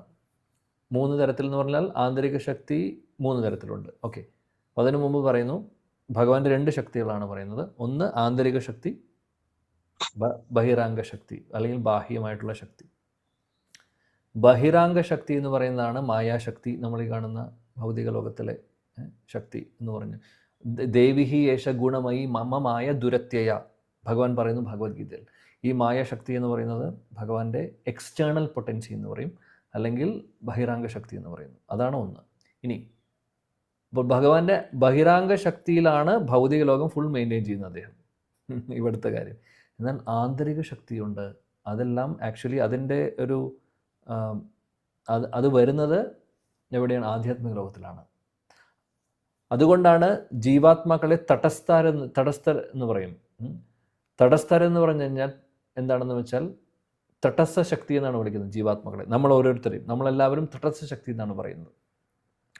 ഭഗവാന്റെ വിഭിന്ന അംശങ്ങളാണ്, ഭഗവാന്റെ അംശങ്ങളാണ്, വിഭിന്ന അംശമാണ്. നമ്മൾ ഭഗവാന്റെ അവതാരമല്ല, നമ്മൾ ഭഗവാന്റെ ഒരു അംശം മാത്രമാണ്, ചെറിയൊരു അംശം. അതിന് വിഭിന്ന അംശം എന്ന് പറയുന്നു. വിഭിന്ന അംശമാണ് മാത്രമല്ല, അതായത് അംശമാണ് അല്ലെങ്കിൽ വിഭിന്ന അംശമാണെന്ന് മനസ്സിലാക്കുക. എന്നാൽ നമ്മൾ ഭഗവാനുമായിട്ട് ഭഗവാനല്ല, അത് മനസ്സിലാക്കണം. മായാവാദികൾ പറയുന്ന പോലെ നമ്മളും ഭഗവാനും ഒന്നല്ല, ഉറപ്പായിട്ടുമല്ല. വിഭിന്ന അംശങ്ങളാണ്, മാത്രമല്ല തടസ്ഥരാണെന്ന് പറയും. തടസ്ഥ എന്ന് പറഞ്ഞാൽ എന്താണെന്ന് വെച്ചാൽ, തട്ട് എന്ന് പറഞ്ഞാൽ എന്താണ്? തട്ടെന്ന് പറഞ്ഞാൽ തീരം. ഇപ്പോൾ നദിയുടെ തീരമാവട്ടെ അല്ലെങ്കിൽ സമുദ്രത്തിൻ്റെ തീരത്തിൽ, നമ്മൾ കടലിൻ്റെ തീരത്ത് പോയി നിൽക്കുമ്പോൾ ഇടയ്ക്ക് തിരമാല വന്നു കഴിഞ്ഞാൽ നമ്മുടെ കാലിൽ വെള്ളം തട്ടുന്നു. അത് കഴിഞ്ഞാൽ ചില സമയത്ത് വെള്ളമില്ല, അല്ലേ? അപ്പോൾ വെള്ളം കയറുന്നതും ഇറങ്ങുന്നതും അനുസരിച്ച് നമ്മൾ നനഞ്ഞുകൊണ്ടിരിക്കുന്നു. അതേപോലെയാണ് അതേപോലെ തട്ടിലാണ് നമ്മൾ ഇരിക്കുന്നത്. അതുകൊണ്ടാണ് തടസ്ഥ എന്ന് പറയുന്നത്, തടസ്ഥ ജീവാത്മാക്കൾ. ഇതെല്ലാം ജൈവധർമ്മം എന്ന് പറയുന്ന പുസ്തകത്തിൽ ഭക്തിവിനോദ് ഠാക്കൂർ വളരെ ഭംഗിയായിട്ട് എക്സ്പ്ലെയിൻ ചെയ്യുന്നുണ്ട്. അതേപോലെ സന്ദർഭാസിൽ നമ്മുടെ ശില ജീവഗോസ്വാമിയും മനോഹരമായിട്ട് എക്സ്പ്ലെയിൻ ചെയ്യുന്നുണ്ട് ഇതിനെക്കുറിച്ചൊക്കെ. അപ്പോൾ അതിൻ്റെ ഒരു ചെറിയൊരു ബേസിക് ആയിട്ടുള്ള കാര്യം മാത്രം നമ്മൾ പറയുന്നു. പ്രഭുപാദ് ഒരുപാട് ഭാവാർത്ഥങ്ങൾ പറയുന്നുണ്ട്. തട്ടസ്ഥ ജീവ, തട്ടസ്ഥ ജീവ. തട്ടസ്ഥ എന്ന് ഉദ്ദേശിക്കുന്നത് തട്ടിലാണ്. നമ്മൾ തട്ടെന്ന് പറഞ്ഞു കഴിഞ്ഞാൽ തീരത്ത് നിൽക്കുന്ന പോലെയാണ് ജീവാത്മാക്കൾ. അപ്പം എന്തിൻ്റെ തീരത്താണ് നിൽക്കുന്നത്? ഒന്ന് കടലും കരയും കൂട്ടുക.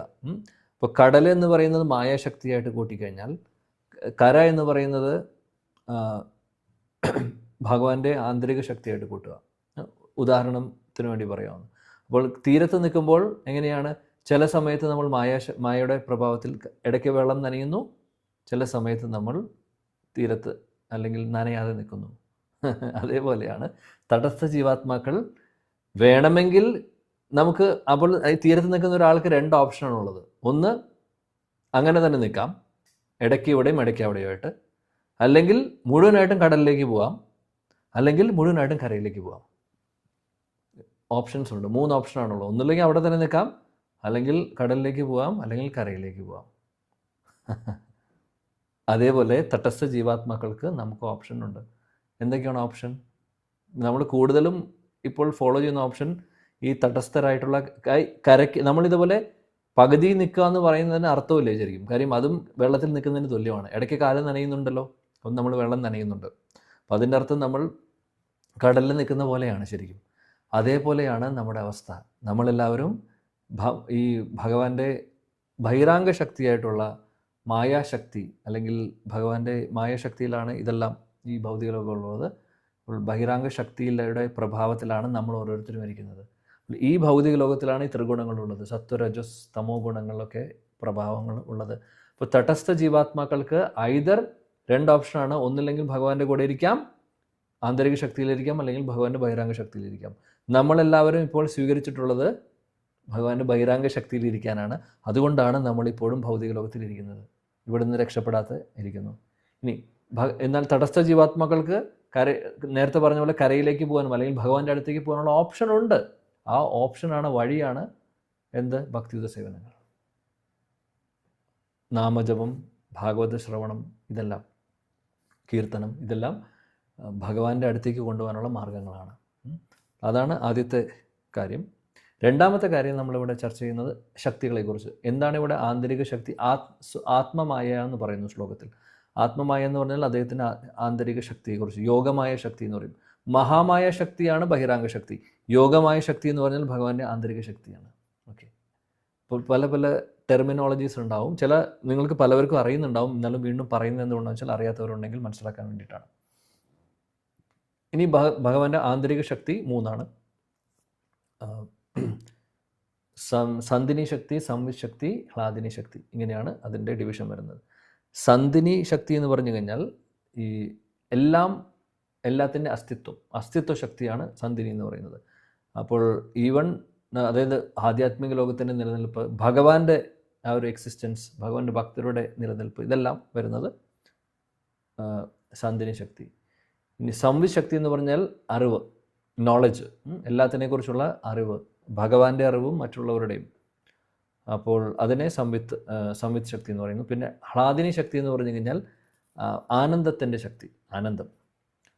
അപ്പോൾ ഇതിന് ഈ 3 ശക്തികൾക്കും, ആന്തരിക ശക്തികൾക്കും ഓരോ അധിഷ്ഠാത്രി അല്ലെങ്കിൽ ഒരു വ്യക്തിയും കൂടെ ഉണ്ട് അതിൻ്റെ പുറകിൽ. അതിൻ്റെ ഒരു റെസ്പോൺസിബിൾ ആയിട്ടുള്ള അല്ലെങ്കിൽ അതിൻ്റെ ഒരു അധിഷ്ഠാത്രി ദേവൻ അല്ലെങ്കിൽ ദേവി ഉണ്ട്. അപ്പോൾ ആന്തരിക ശക്തിയിൽ ആദ്യത്തെ സന്ധിനി ശക്തിയുടെ അധിഷ്ഠാത്രി ബലരാമനാണ്. പിന്നെ സംവിത് ശക്തി ഭഗവാൻ കൃഷ്ണൻ നേരിട്ട് അദ്ദേഹത്തിൻ്റെ കീഴിലാണ് വരുന്നത്. അദ്ദേഹമാണ് അതിൻ്റെ അധിഷ്ഠാത്രി. പിന്നെ 3ാമത്തെ ഹ്ലാദിനി ശക്തിയുടെ രാധാറാണിയാണ്. ആനന്ദം എന്ന് പറയുന്നത്. ആനന്ദം എന്ന് പറഞ്ഞു കഴിഞ്ഞാൽ, ആനന്ദശക്തി എന്ന് പറഞ്ഞു കഴിഞ്ഞാൽ, ഹ്ലാദിനി ശക്തി എന്ന് പറഞ്ഞു കഴിഞ്ഞാൽ ഭഗവാൻ ആനന്ദം കൊടുക്കുന്നതും ഭഗവാനെ സേവിക്കുന്നവർക്ക് ആനന്ദം കിട്ടുന്നതും എല്ലാം ഹ്ലാദിനി ശക്തിയുടെ ഭാഗമാണ്.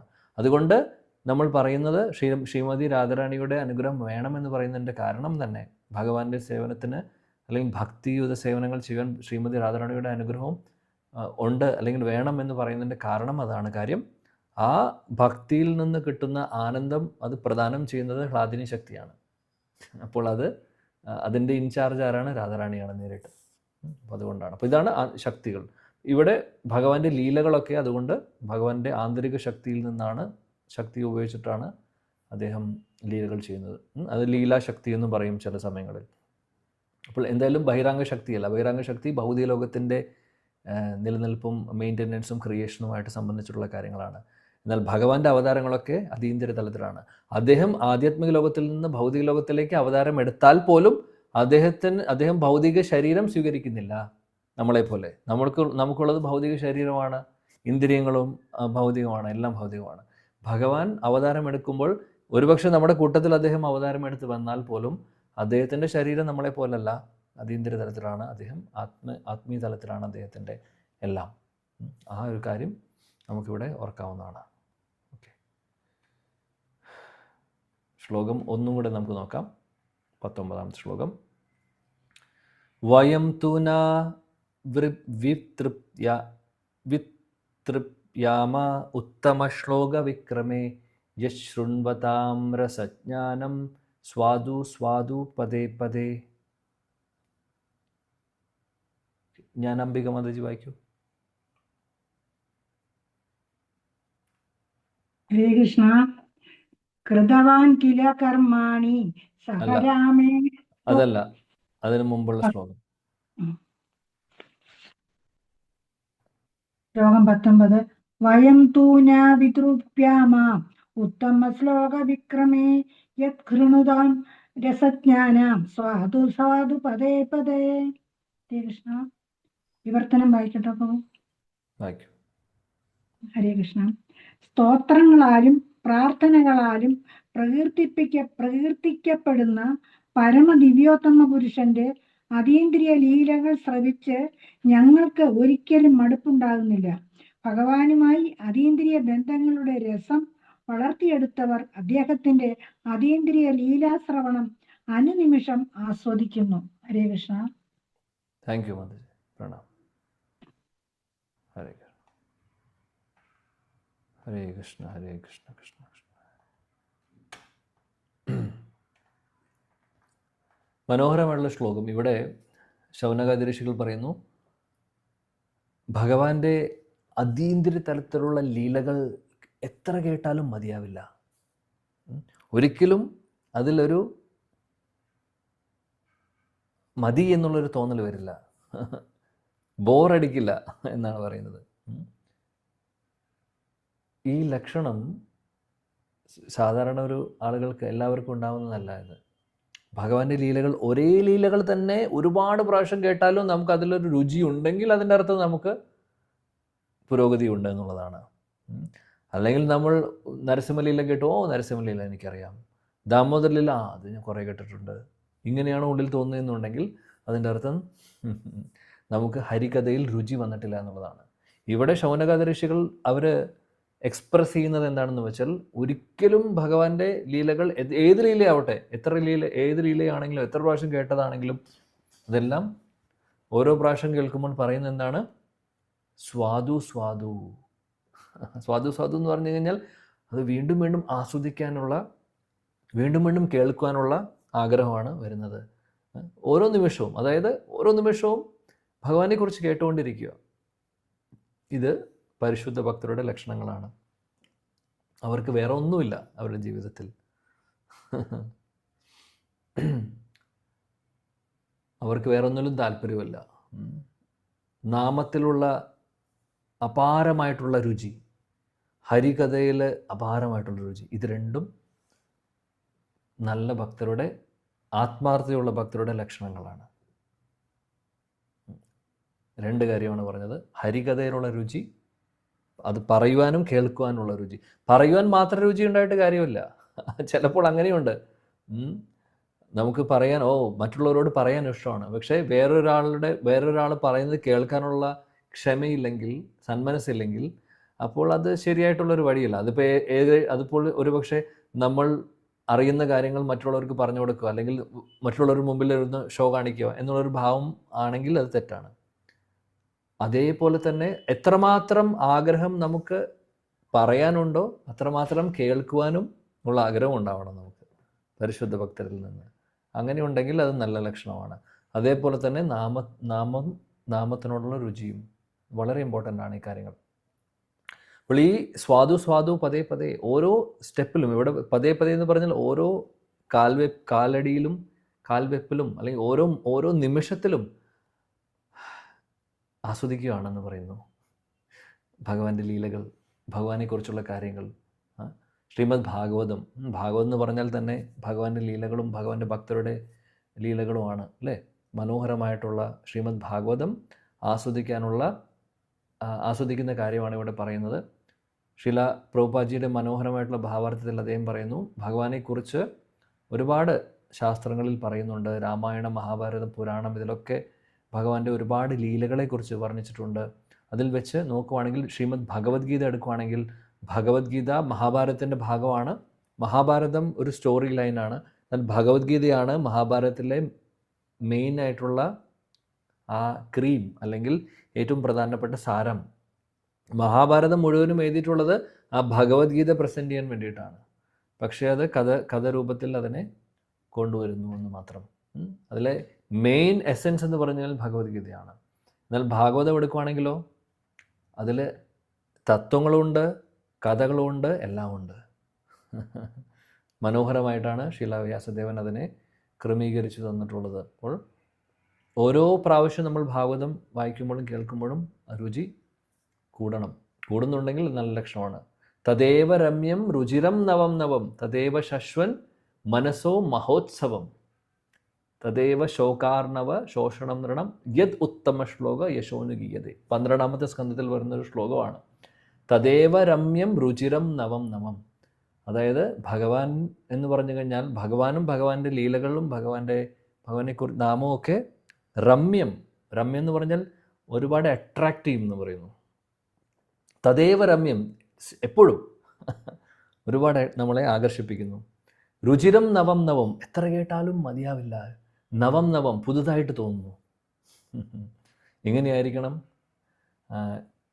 നമുക്കും തോന്നേണ്ടത് ഐഡിയലി. അങ്ങനെ സംഭവിക്കുന്നുണ്ടോയെന്ന് അറിയില്ല. സംഭവിക്കുന്നുണ്ടെങ്കിൽ നല്ല ലക്ഷണമാണ്. തദേവ ശാശ്വൻ മനസ്സോ മഹോത്സവം. ഭഗവാനെക്കുറിച്ച് കേൾക്കുമ്പോൾ ഹൃദയത്തിൽ ഉത്സവം പോലെയാണെന്ന് പറയുന്നു. അത്ര സന്തോഷമാണ്.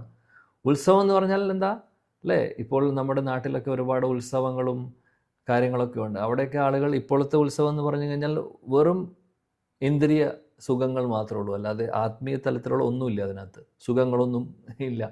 അതിൻ്റെ ഒരു ട്രെൻഡേ മാറി. ഓക്കെ, ട്രഡീഷനായിട്ട് നടക്കുന്നുണ്ട് കാര്യങ്ങൾ, ഉത്സവങ്ങളൊക്കെ. പക്ഷേ എല്ലാവരും ഒന്നും പറയുന്നില്ല അതിനെക്കുറിച്ച് കൂടുതൽ. ഉത്സവത്തിൻ്റെ നാട്ടിൽ നിന്നാണ് ഞാൻ ഉള്ളത്, അതുകൊണ്ട് എനിക്കതിനെക്കുറിച്ച് നല്ലവണ്ണം അറിയാം. അപ്പോൾ ഇതെല്ലാം വെറും ഇന്ദ്രിയ സുഖങ്ങളായി മാറിയിരിക്കുന്നു. എല്ലാവരും അത് കാണുന്നത് അങ്ങനെയാണ്. അതല്ലാതെ അവിടെ ഒരു ആധ്യാത്മിക കാര്യങ്ങൾ, ഒരു സ്പിരിച്വൽ ആയിട്ടുള്ളൊരു എലമെൻ്റ് നഷ്ടപ്പെട്ടു അതിൽ നിന്ന്. അപ്പോൾ ഒരുപാട് കാര്യങ്ങളൊക്കെ നടക്കുന്നുണ്ടാവും, പൂജകളും വിധികളും അല്ലെങ്കിൽ പല കാര്യങ്ങളൊക്കെ ചെയ്യുന്നുണ്ടാവും. പക്ഷേ അതിലെ സ്പിരിച്വൽ എലമെൻ്റ് നഷ്ടപ്പെട്ടതായിട്ട് നമുക്ക് കാണാൻ സാധിക്കും. ഇതൊന്നും ആദ്യം അറിയില്ല നമുക്ക്. നമ്മൾ ശരിക്കും ഭക്തിയുത സേവനങ്ങൾ ചെയ്ത് പ്രഭുപാദിൻ്റെ പോലുള്ള ആചാര്യന്മാരുടെ കീഴിൽ നമ്മൾ ഇതെല്ലാം പഠിച്ച് മനസ്സിലാക്കിക്കൊണ്ട് ഇത് നമ്മൾ ചെയ്യുമ്പോഴും മനസ്സിലാക്കുമ്പോഴും ആണ് നമുക്ക് തിരിച്ചറിയുന്നത് ഇത്രയും കാലം നമ്മൾ ചെയ്തുകൊണ്ടിരിക്കുന്നത് ഒന്നുമായിരുന്നില്ല എന്ന്. ഇത്രയും കാലം നമ്മൾ എന്തോ സംഭവമാണെന്ന് വിചാരിച്ചത് ഒന്നുമല്ല എന്നുള്ളത്. ഇപ്പോൾ മനസ്സോ മഹോത്സവം, ശ്രീമദ് ഭാഗവതം കേൾക്കുക എന്നുള്ളതാണ് മഹോത്സവമാണ്, ഉത്സവമാണെന്ന് പറയുന്നു പരിശുദ്ധ ഭക്തർക്ക്. അല്ലെങ്കിൽ പരിശുദ്ധ ഭക്തരാവണമെന്നില്ല, എന്നാൽ നല്ല രീതിയിൽ ഭക്തി സേവനങ്ങൾ ചെയ്യുന്നവർക്കും അവർക്കും എപ്പോഴും ഭഗവാനെക്കുറിച്ച് കേൾക്കുക എന്നുള്ള ഒരു ഓപ്ഷനാണ് ഉണ്ടാവുന്നത്. ഇത് പറഞ്ഞപ്പോൾ ഒരു കാര്യം ഓർമ്മ വന്നു. ശ്രീല സരസ്വതി ഠാക്കൂർ പ്രഭുപാദ്, നമ്മുടെ പ്രഭുപാദിൻ്റെ ഗുരു, അദ്ദേഹം ഒരിക്കൽ വൃന്ദാവനത്തിൽ ഉള്ള സമയത്ത് അദ്ദേഹത്തിൻ്റെ ഒരുപാട് ശിഷ്യർ കൂടെ ഉണ്ടായിരുന്നു വൃന്ദാവനത്തിൽ. അപ്പോൾ എല്ലാ ദിവസവും അദ്ദേഹം കുറച്ച് സമയം ഹരികഥ ചെയ്യും.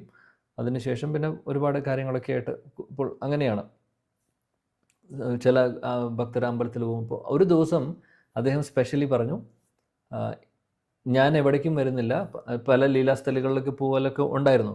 അദ്ദേഹം പറഞ്ഞു ഞാൻ എവിടെയും വരുന്നില്ല, ഇവിടെ തന്നെ ഞാൻ ആശ്രമത്തിലിരിക്കുകയാണെന്ന് പറഞ്ഞു. മറ്റുള്ളവരൊക്കെ എല്ലാവരും പോയി, നമ്മുടെ പ്രഭുപാദ് മാത്രം പോയില്ല. അങ്ങനെ 1-2 പേര് പോയില്ല. ബാക്കിയുള്ള എല്ലാവരും എവിടെ പോയി? അമ്പലങ്ങളിലും മറ്റുള്ള സ്ഥലങ്ങളിലൊക്കെ പോയി. അപ്പോൾ നമ്മുടെ പ്രഭുപാദിനെ ശ്രദ്ധിച്ചു ശില സരസ്വതി ഠാക്കൂർ പ്രഭുപാദ്.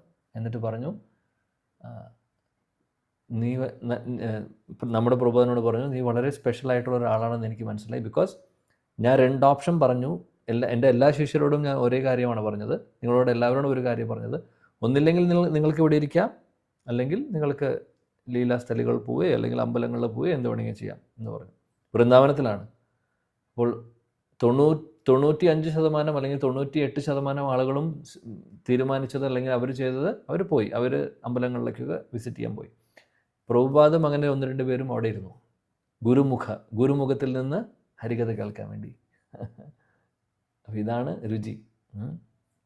കാര്യം ഗുരുവിൽ നിന്ന് ഭഗവാനെക്കുറിച്ച് കേൾക്കുക, അല്ലെങ്കിൽ പരിശുദ്ധ ഭക്തിയിൽ നിന്ന് ഹരികഥ കേൾക്കുക, ഭഗവാനെക്കുറിച്ച് കേൾക്കുക എന്ന് പറയുന്നതാണ് ഏറ്റവും വലിയ കാര്യം.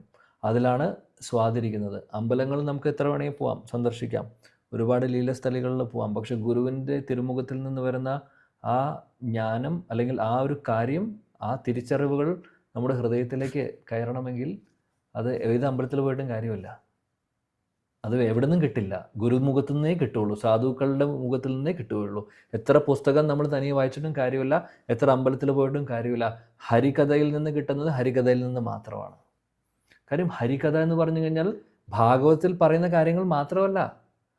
നമ്മൾ തന്നെ ഭാഗവതം വായിച്ചു കഴിഞ്ഞാൽ നമുക്ക് കുറച്ച് കാര്യങ്ങൾ മനസ്സിലാവും. അത് ആചാര്യന്മാരുടെ ആ ഒരു ഭാവാർത്ഥം കൂടെ വരുമ്പോൾ അത് പൂർണ്ണമാവുന്നത്. ഇനി ആ ഭാവാർത്ഥം വേറൊരു ആചാര്യൻ നമുക്ക് പറഞ്ഞു തരുമ്പോൾ ഇതെല്ലാം വരുന്നു. ഭാഗവതത്തിൽ വ്യാസദേവൻ പറയുന്നത്, കൂട്ടത്തിൽ ആചാര്യന്മാരുടെ ഭാവാർത്ഥം, കൂട്ടത്തിൽ ഇത് പരിശുദ്ധനായിട്ടുള്ള ഒരു ഭക്തൻ ഇത് പ്രസന്റ് ചെയ്യുന്നു നോക്കിയ. അപ്പോൾ എല്ലാവരുടെയും ആ ശുഖമുഖാത് അമൃത ദ്രവ സംയുതം എന്ന് പറഞ്ഞ പോലെ എല്ലാവരുടെയും ആ മഹാപ്രസാദമാണ് കിട്ടിക്കൊണ്ടിരിക്കുന്നത്. അവരുടെ ഉള്ളിലുള്ള തിരിച്ചറിവുകളാണ് പുറത്തു വരുന്നത്. അപ്പോൾ അതിനുള്ള ശക്തി വേറെ ഒന്നിനുമില്ല. അതുകൊണ്ട് വളരെ ഇമ്പോർട്ടൻ്റ് ആണ് ഭക്തരിൽ നിന്ന് കേൾക്കണമെന്നുള്ളത്. ഉത്തമ ശ്ലോക എന്ന് പറഞ്ഞു കഴിഞ്ഞാൽ ഭഗവാനെക്കുറിച്ചുള്ള കാര്യങ്ങളാണ് ഇവിടെ ഉദ്ദേശിക്കുന്നത് ശ്ലോകത്തിൽ. ഒരു കാര്യം കൂടെ പ്രഭുപാദ് ഇവിടെ പറയുന്നത് എന്താണെന്ന് വെച്ചാൽ, ബാക്കിയുള്ള ഭൗതിക ലോകത്തിലെ ഇവിടെ എന്ത് വാർത്തകളാവട്ടെ, എന്ത് കാര്യങ്ങളാവട്ടെ, അതിനൊക്കെ ഒരു സമയമുണ്ട്. അത് കഴിഞ്ഞ് കഴിഞ്ഞാൽ നമുക്ക് മടുക്കും. ഇപ്പോൾ ഒരു സിനിമ കാണുന്നവർ എത്ര പ്രാവശ്യം ഒരു സിനിമ കാണാൻ സാധിക്കും? ബോറാവും കുറച്ച് കഴിഞ്ഞാൽ. ഭൗതിക തലത്തിലുള്ള എല്ലാം അങ്ങനെയാണ്. എന്നാൽ ആത്മീയ തലത്തിലുള്ള കാര്യങ്ങൾ അങ്ങനെയല്ല. ഓരോ കാൽവെപ്പിലും നമുക്ക് രുചി കൂടി വരുള്ളൂ. നാമത്തിൻ്റെ കാര്യത്തിലും ആനന്ദാംബുതി വർധനം പ്രതിപഥം പൂർണ്ണാമൃതാസ്വാദനം. ശിഷ്യാഷ്ടകത്തിൽ ശ്രീ ചൈതന്യ മഹാപ്രഭു പറയുന്നു, ആനന്ദാംബുതി വർധനം, ആനന്ദം അമ്പുതി വർധനം കൂടി കൂടി വരികയുള്ളൂ. അതാണ് ഭഗവാന്റെ നാമത്തിൻ്റെയും ഭഗവാന്റെ ലീലകളുടെയും ശക്തി. ഇതെല്ലാം ഭഗവാന്റെ ലീലകളെല്ലാം എവിടെയുണ്ട്? ശ്രീമദ് ഭാഗവതത്തിലുണ്ട്. അപ്പോൾ ശ്രീമദ് ഭാഗവതമാണ് നമ്മുടെ ഒരു വഴികാട്ടി. കലിയുഗത്തിലെ കണ്ണ് നഷ്ടപ്പെട്ട നമുക്കുള്ള വഴികാട്ടിയാണ് ശ്രീമദ് ഭാഗവതം. ശ്രീമദ് ഭാഗവതത്തെ നമ്മുടെ ജീവിതത്തിൻ്റെ ഭാഗമാക്കി മാറ്റുക എന്നുള്ളതാണ് നമുക്കിതിൽ നിന്ന് അവസാനം ഫൈനലി നമ്മൾ കൺക്ലൂഡ് ചെയ്യുന്ന പോയിന്റ്. श्रील प्रभुपाद की जाय, ग्रंथराज श्रीमद् भागवतम की जाय, समवेद गौर भक्तवृंद की जाय, श्री सचिनंदन श्री गौर हरि की जाय, कलियुग पावन हरिनाम संकीर्तन की जाय, श्री वृंदावन धाम की जाय. जय जय श्री राधे श्याम. हरे कृष्ण.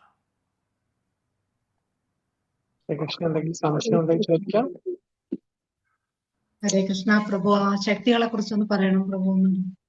ഓക്കെ, ആന്തരിക ശക്തിയാണോ? സന്ധിനി, സംവിത്, ഹ്ലാദിനി.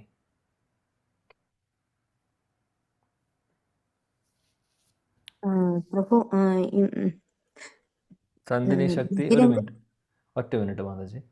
സന്ധിനി ശക്തി എന്ന് പറഞ്ഞു കഴിഞ്ഞാൽ അസ്തിത്വ ശക്തി. സംവിത്ത് എന്ന് പറഞ്ഞു കഴിഞ്ഞാൽ അറിവ്. അതേപോലെ ഹ്ലാദിനി എന്ന് പറഞ്ഞാൽ ആനന്ദ ശക്തി. ഓക്കെ, സംവിത് ആദ്യത്തെ ബൽറാം, സാന്ദിനി ശക്തി. രാസത്തെ രാധാറാണി, നടുക്കിലത്തെ കൃഷ്ണ.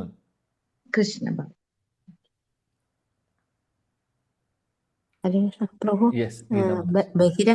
ബഹിരംഗ ശക്തി ഈ മായാശക്തിയാണല്ലേ? കറക്റ്റ്. ബഹിരാംഗ ശക്തി എന്ന് പറഞ്ഞാൽ ഭഗവാന്റെ എക്സ്റ്റേണൽ ശക്തി എന്ന് പറയാം. ബഹിരാംഗ ശക്തി എന്ന് അതാണ് മായശക്തി. ഈ ഭൗതിക ലോകത്തിന്റെ സൃഷ്ടി, പരിപാലനം ഇതെല്ലാം അതിൽ പെടുന്നു. നമ്മൾ ജീവിക്കണതല്ലേ? നമ്മളെല്ലാവരും ഭഗവാന്റെ ബഹിരാംഗ ശക്തിയിലെ പക്ഷെ ഈ തടസ്ഥ ശക്തി ആവൂലല്ലേ? നമ്മൾ ജീവാത്മാക്കൾ തടസ്ഥരാണ്. പക്ഷെ നമ്മൾ നേരത്തെ പറഞ്ഞ പോലെ കടലിനകത്ത് പോകണോ അതോ കരയിൽ നിൽക്കണോ എന്നുള്ളൊരു ഓപ്ഷൻ നമുക്കുണ്ടായിരുന്നു. നമ്മൾ കടലിലേക്ക് പോകാമെന്ന് തീരുമാനിച്ചു, കടലിലാണ് ഇരിക്കുന്നത്. തടസ്ഥരായിട്ടുള്ള നമ്മളിപ്പോഴും ജീവാത്മാക്കളാണ്, ഭഗവാന്റെ അംശമാണ്, അതിന് മാറ്റമില്ല. നമുക്ക് ഇനിയും രക്ഷപ്പെടാൻ മാർഗമുണ്ട്. കടലിലുള്ള ഒരാൾക്ക് ഒരു ബോട്ടിലോ ഒരു കപ്പലിലോ ആരെങ്കിലും വന്ന് നമ്മൾ രക്ഷിക്കുകയാണെങ്കിൽ നമുക്ക് രക്ഷപ്പെടാൻ പറ്റില്ലേ? അതേപോലെ രക്ഷപ്പെടാൻ ഉള്ള മാർഗമാണ് ഗുരു, സാധു, ശാസ്ത്രം, നാമം, ഭാഗവതം ഒക്കെ. അതെല്ലാം നമ്മുടെ മുമ്പിൽ രക്ഷയ്ക്കായി വന്നിട്ടുണ്ട്. അപ്പോൾ ആ ഭാഗവതമാകുന്ന ഹരിനാമമാകുന്ന ആ കയറ് പിടിച്ചുകൊണ്ട് നമ്മൾ അവിടെ നിന്ന് കയറി വരാൻ നോക്കണം. അതാണ് ചെയ്യേണ്ടത്.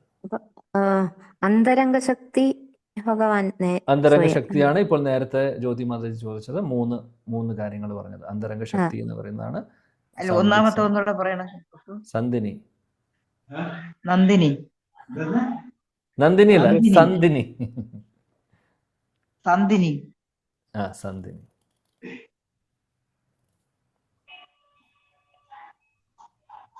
ഹരേ കൃഷ്ണ. Thank U.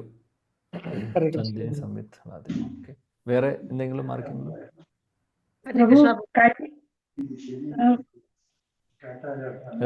ഞാൻ അംബിക മാതാജി. ഹരേ കൃഷ്ണ. കഴിഞ്ഞ ആഴ്ച ഞാൻ ഗുരുവായൂർ പോയിരിക്കുകയായിരുന്നു പ്രഭു. ആ 4ലെയും 5ലെയും ക്ലാസ് റെക്കോർഡ് ചെയ്തിട്ടുണ്ട്, ഒന്ന് ഇട്ടു തരുമോ? ആദികർത്ത പ്രഭു ഇട്ടു തരും കേട്ടോ. ഓൾറെഡി ഇട്ടിട്ടുണ്ട്. കുറച്ച് വൈകിപ്പോയി. കാര്യം എനിക്ക് ഓഫീസിലെ തിരക്കൊക്കെ ആകുമ്പോൾ ചിലപ്പോൾ അത് അപ്ലോഡ് ചെയ്യാൻ ടൈം കിട്ടാതെ വരുമ്പോഴാണ് കുറച്ച് ഡിലേ വരുന്നത്. പക്ഷേ ആ ഒരു ശനിയാഴ്ചയ്ക്ക് മുമ്പായിട്ട് ഞാൻ അത് അപ്ലോഡ് ചെയ്യാൻ നോക്കുന്നുണ്ട്, ശ്രമിക്കുന്നുണ്ട്. ഹരേ കൃഷ്ണ. ഇത് ഏത് ഗ്രൂപ്പില് ഇട്ടിട്ടെന്ന് പറഞ്ഞത്? എനിക്ക് എങ്ങനെ ഗ്രൂപ്പിൽ ചേരാൻ പറ്റിയിട്ടില്ലല്ലോ. ഗ്രൂപ്പിൽ ചേരണമെങ്കിൽ നമ്മൾ ആ മെസ്സേജിന്റെ കീഴെ ഒരു നമ്പർ കൊടുത്തിട്ടുണ്ട്, അനന്തപത്മനാഭ ഗ്രൂപ്പിൽ. ആ നമ്പറിലേക്ക് വിളിച്ചാൽ മതി, ഗ്രൂപ്പിൽ ആഡ് ചെയ്യും. Okay. Yes, thank you. Yes, ഒരു മിനിറ്റ്. പ്രീത മാതാജി, രാസചിത്ത മാതാജി എന്ന് പറയുന്നു. കൃഷ്ണ പ്രഭു, ദണ്ഡവത് പ്രണാം. ഞാൻ ഹരികഥയെ കുറിച്ചിട്ട് പറഞ്ഞപ്പോ എൻ്റെ മനസ്സിലൊരു കാര്യം ഓർമ്മ വന്നതാണ്. എൻ്റെ ഗുരുവിൽ നിന്ന് കേട്ട ഒരു കാര്യമാണ്. അദ്ദേഹം പറഞ്ഞത് കേട്ട് എന്താ വെച്ചാൽ, ഹരികഥ ഭഗവാന്റെ ഹ്ലാദിനി ശക്തിയാണ്, ഹരിനാമം ഭഗവാനാണ്. അപ്പൊ നമുക്ക് രണ്ടും വേണം. അതായത് ഹരികഥ കേൾക്കുന്നതിലൂടെ നമുക്ക് മനസ്സിന് പ്രഭു പറഞ്ഞ പോലെ ഉത്സാഹം തോന്നുന്നുണ്ടെന്നുണ്ടെങ്കിൽ അത് രാധാറാണിയിൽ നിന്ന് വരുന്ന കൃപയാണ്. അപ്പോ ഈവൻ ഹരിനാമം ശരിക്കും ചെല്ലണമെങ്കിൽ പോലും ഹരികഥ ആവശ്യമാണ്. ഹരികഥ അപ്പൊ രാധാറാണിയുടെ കൃപ ഉണ്ടെങ്കിലേ ആ ഹരികഥ കേൾക്കുമ്പോ അത് ഹ്ലാദിനി ശക്തിയായിട്ടുള്ള ഹരികഥ കേൾക്കുന്നതിലൂടെ കിട്ടുന്ന കൃപ കൊണ്ടാണ് നമുക്ക് ഹരിനാമം ശരിക്കും ചൊല്ലാൻ പറ്റുന്നത്. അതുകൊണ്ട് രണ്ടും ആവശ്യമാണ്. അതായത് ഒരു റെയിൽവേ ട്രാക്ക് 2 പാരലൽ ലൈൻസ് പോണ പോലെ 2 ട്രാക്കിൽ കൂടെയാണ് ട്രെയിൻ ഓടണത്. അപ്പൊ നമ്മുടെ ഭക്തി ഓടണം എന്നുണ്ടെങ്കിൽ ഒരു പാളം ഹരികഥ, ഭഗവാന്റെ ഹ്ലാദിനി ശക്തിയായിട്ടുള്ള ഹരികഥ, രാധാറാണി തന്നെയാണ് ഹരികഥ ആയിട്ട് എക്സ്പാൻഷൻ ആവണത്. അതും വേണം, അത് കൂടെ ഹരിനാമം വേണം. രണ്ടും പരസ്പരമായിട്ട് ഒരുമിച്ച് പോയാലേ ഭക്തി മുന്നോട്ട് ഓടുള്ളൂ. അപ്പോൾ ഞാൻ just. Very nice. Thank you Rasachitta മാതാജി. വളരെ മനോഹരമായിട്ടുള്ള പോയിന്റാണ് മാതാജി പറഞ്ഞത്. സോ വളരെ ഇമ്പോർട്ടൻ്റ് ആണ് ശ്രവണവും കീർത്തനവും ഒരുമിച്ച് പോകണം എന്നുള്ളത്. Simple as that. In one സെൻറ്റൻസിൽ പറയുകയാണെങ്കിൽ ശ്രവണം, ഹരികഥ, കീർത്തനം, നാമജപം, കീർത്തനം ഒക്കെ രണ്ടും മാറ്റി നിർത്താൻ പറ്റുന്ന കാര്യങ്ങളല്ല, രണ്ടും എപ്പോഴും ഒരുമിച്ച്. അതുകൊണ്ട് താരമധ്യ സർവശ്രേഷ്ഠ നാമസങ്കീർത്തൻ നിരപരാധ നാമലയ് പായ പ്രേമധൻ. ചൈതന്യ മഹാപ്രഭു പറയുന്നുണ്ട് ഏറ്റവും പ്രധാനപ്പെട്ടത് നവവിധ ഭക്തിയിലെ നാമസങ്കീർത്തനമാണ്, അല്ലെങ്കിൽ നാമമാണെന്ന് പറയുന്നു. എന്നാൽ നാമത്തെ നമുക്ക് ഹരികഥയിൽ നിന്ന് മാറ്റി നിർത്താൻ പറ്റുന്നതല്ല, രണ്ടും ഒരേപോലെ കൊണ്ടുപോകേണ്ടതാണ്. ഇപ്പോൾ റെയിൽവേ ട്രാക്കിൻ്റെ എക്സാമ്പിൾ ഓർത്താൽ മതി. മാതാജി പറഞ്ഞ പോലെ പാളം രണ്ട് സൈഡ് വേണം അതിന്, അല്ലേ? അല്ലാതെ ഒരു ട്രാക്കിൽ പോവില്ല, 2 ട്രാക്ക് ആവശ്യമാണ്. അതുപോലെ ആണ്. സോ ഹരികഥയും ഹരിനാമവും നമ്മുടെ ജീവിതത്തിൻ്റെ ഏറ്റവും പ്രധാനപ്പെട്ട 2 കാര്യങ്ങളാക്കി മാറ്റുക. എല്ലാ ദിവസവും ഹരികഥ കേൾക്കണം, എല്ലാ ദിവസവും നാമവും ജപിക്കണം. അങ്ങനെയാകുമ്പോൾ നമ്മുടെ ലൈഫ് പെർഫെക്റ്റ് ആവും. ജയ് ഹരേ കൃഷ്ണ. താങ്ക് യു രാസജിത്ത മാതാജി. പ്രീത മാതാജി എന്തോ പറയുന്നു? ഹരേ കൃഷ്ണ പ്രഭു. ഇങ്ങനെ ചിത്ശക്തിയാണ് രാധാറാണി എന്ന് ഇങ്ങനെ കൃഷ്ണ ബുക്കിൽ മറ്റോ വായിച്ചു. ചിത് ശക്തി എന്ന് പറഞ്ഞാൽ ഇവിടെ സംവിത് ശക്തിയാണ് ചിത് ശക്തി എന്ന് പറയുന്നത്. ഹ്ലാദിനി ശക്തിയാണ് ആനന്ദ.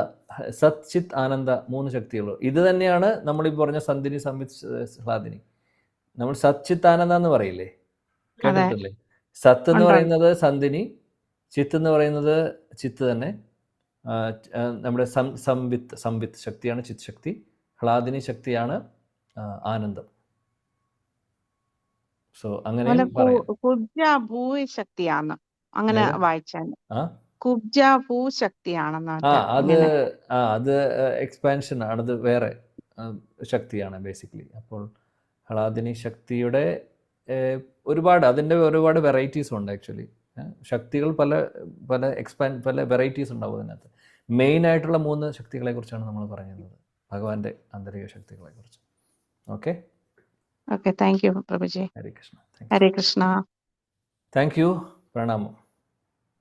ഹരേ കൃഷ്ണ. ഇന്ന് വന്നിട്ടുള്ള എല്ലാവർക്കും വിനീത പ്രണാമം.